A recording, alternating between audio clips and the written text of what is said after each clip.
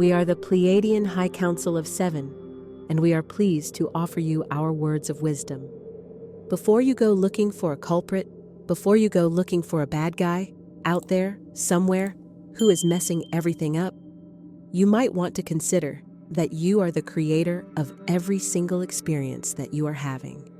So if there is a bad guy out there somewhere, even if there are several bad guys doing lots of bad things, you are the one who put them out there.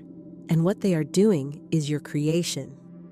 So as you come to accept this, you can approach who they are and what they are doing in a more level-headed manner.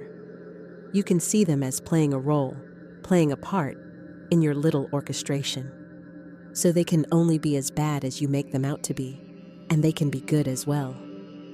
You can train yourself to look for the good in everyone. You can train yourself to see the light, even in what appears to be complete darkness. This is how they serve you. This is how their role gives you the opportunity to be more of who you are. If you are in a room filled with darkness, then that is the moment when you decide to cast more light into the darkness. You don't just stand there and talk about how dark the darkness is, and hopefully you are not afraid of the dark. Now, of course, you ask these beings to play these roles so that you would have the opportunity to experience fear. And now that you have played that game, it is time for you to shift your perspective. Rather than asking them to clean up their act, it is up to you. It is up to you how you want to play this game, now that you know how the game is played, and now that you know that you are in fact the creator of the game itself.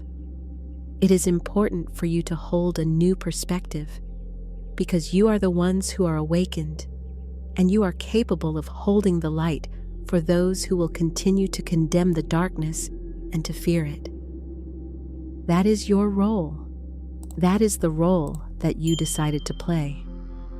Light does not need to defeat darkness in order to be the light, and you all have the opportunity to shed some of your light onto those who need it the most. We are the Pleiadian High Council of Seven, and we are very fond of all of you.